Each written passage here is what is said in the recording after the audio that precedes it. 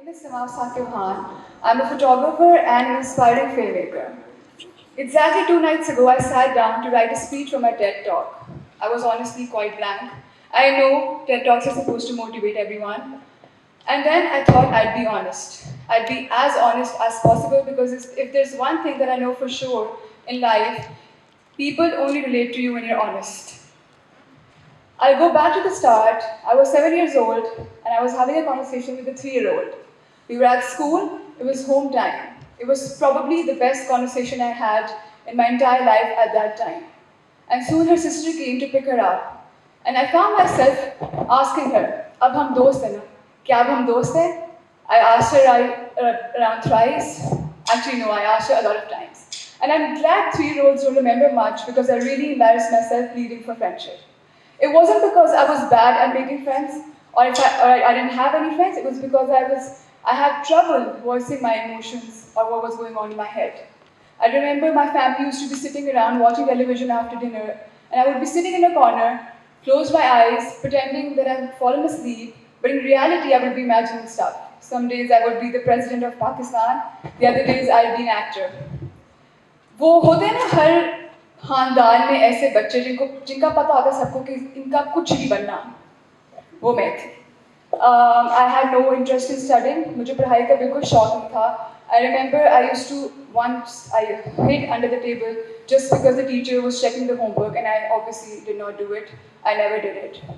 I remember once when I was 14 or 16 years old and my mother after the PTM she came inside and sat in the car and she was furious, she was very serious. Season मुझे समझ नहीं आती तुम्हारा result हमेशा इतना बुरा होता है और तुम हमेशा मेरे साथ जाती हो पीटीएम में इतनी हिम्मत कहाँ से आती है and we both laughed of course and that is I know why because I knew if I've done something I need to face the consequences myself जब खुद ही गलती किया तो खुद ही भुगतो. Okay, back to when I was 7 years old. My father was diagnosed with lung cancer. The following 3 years, the partnership I saw between my parents, my mother and my father, was something that I've never seen before. And I know that I won't be able to ever witness it again because it was that strong. We wouldn't see them for days because they were in the hospital getting the treatment done. Chemotherapy was going on. And in those 3 years, my father taught my mother how to run his business. He taught her how things worked. And he would tell her that I don't want you to spend money on their weddings. I want you to spend money on my daughter's education. And that's exactly what my mother did.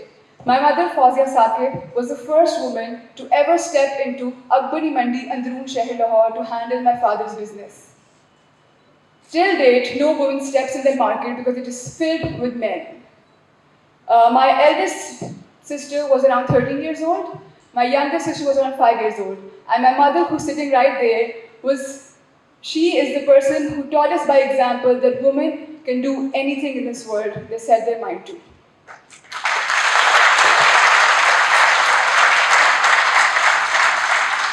Moving forward to my educational journey, it wasn't great, you all know.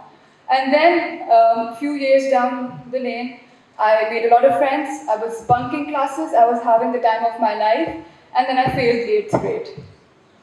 The reason why I put a lot of emphasis on this part of my life is because it took me a long time to be okay with it. It took me a long time to own it. It took me a long time to say, yes, I failed in school and that is okay.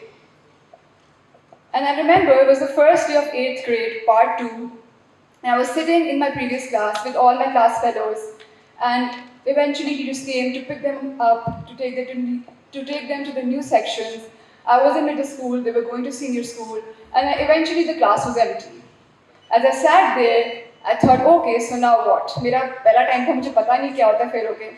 So I was sitting there, and then after 40 minutes, 50 minutes, someone came and told me, oh, you need to go to class 8, section D. I picked myself up from my chair and I walked towards that door. It was difficult for me because I knew outside this empty classroom, I would be surrounded with young students who have strong opinions, strong judgments. I might be called names, I might be made fun of. But I also knew that it was something that I had to deal with because it was my own fault. As I walk outside the room, my friend walks downstairs. She was always late. She comes and she stands with me and she's telling me that it's okay, you've got this, it's okay. I stand outside my grade, and she's standing right across the corridor. She's standing outside hers, 8D, 9A. And I couldn't walk in, and then she looks at me, she closes her eyes, and she nods. And I could hear her say, Seemab, now.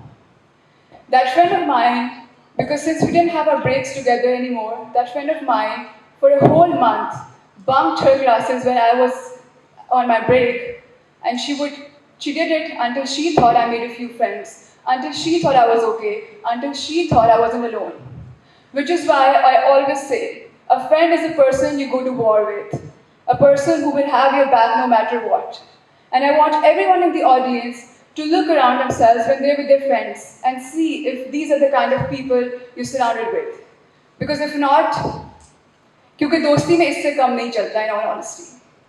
Moving forward, when I repeated, obviously I learned my lesson the hard way. I worked really hard, I performed really well, surprisingly, and I also found my passion for photography. So while I was doing photography, I would use my mother's phone, I would take pictures of everything on the road, I would take pictures of everyone, I would take the phone on my cousin's weddings and, shoot everyone. And then I would borrow my friend's camera and use her DSLR. And then my sister and I, हमने एक मिट्टी के गले में पैसे जमा करने शुरू किए. And then I got my first DSLR when I was in the 10th grade. And that is when I started working as a photographer.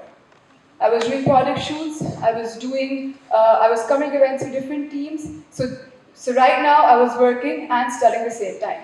By the time I was in my A-levels, the school started sending me off to different institutes to represent them as a photographer and as a filmmaker. By the time I had to go to college, I went to National College of Arts, Lahore, and I wanted to study film. I really wanted to study film, but my mother said no. She had her reasons and I agreed.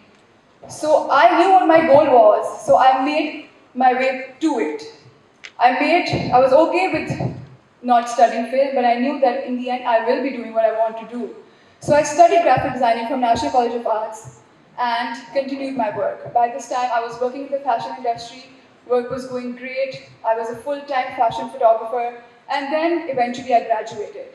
While I graduated, I remember I wasn't happy with my work, I wasn't enjoying it, I was demotivated, a few projects failed, and I didn't work for a year because I just didn't like my work.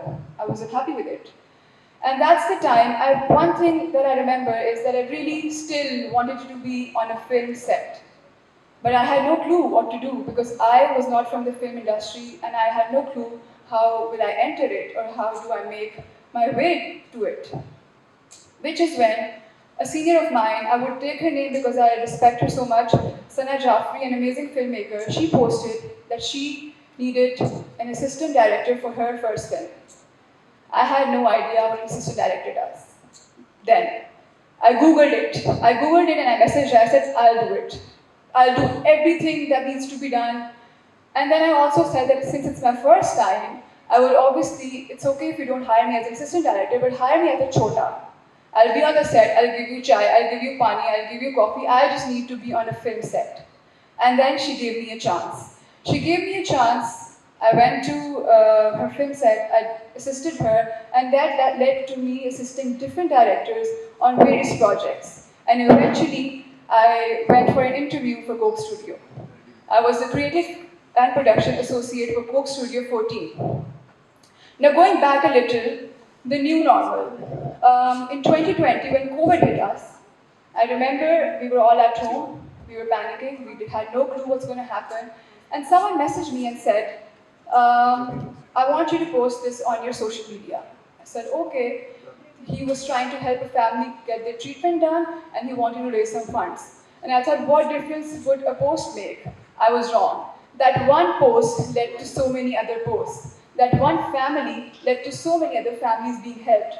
That one post led to me fulfilling my dream, which I saw in 2010 when my father passed away. I wanted to open an NGO named after him. So that motivated me, and Saqib Foundation came into being. Following this, we were able to raise a lot of money online, just sitting at home, helping each other. I realized the power of social media. From something as low as 15,000 rupees to as high as 5 crore rupees, we were able to raise this money on social media. And not only just this, Saqib Foundation does not just raise funds, it also helps stand up for any social cause that needs attention in our country, which, quite frankly, we have a lot. Anyways, the reason why I'm here, and the thing that I want you to take from my speech is that please believe in yourself. It is so important to believe in yourself, and failures don't count. And I don't just mean failing in a grade. I mean failure as such rejection, heartbreak, anything that you think you cannot overcome, you can. There's a line that I heard. I'm sure किसी film में सुनी होगी, क्योंकि मैं बहुत फिल्मी थी बचपन में, तो इसी तरह इंसान चल जाता है आगे. So I heard this line and it said, failure वो नहीं होता जो गिर जाए, failure वो होता है जो गिर के ना उठे. And it's actually very true. It doesn't depend on how you are when you're at your highest. What it depends is that how you pick yourself up when you're at your lowest. And I would want you guys to really believe in yourself, because even when I was a hopeless little kid, I knew I'd be something. I knew my life had bigger meaning, and I knew it was important for me to be something one day.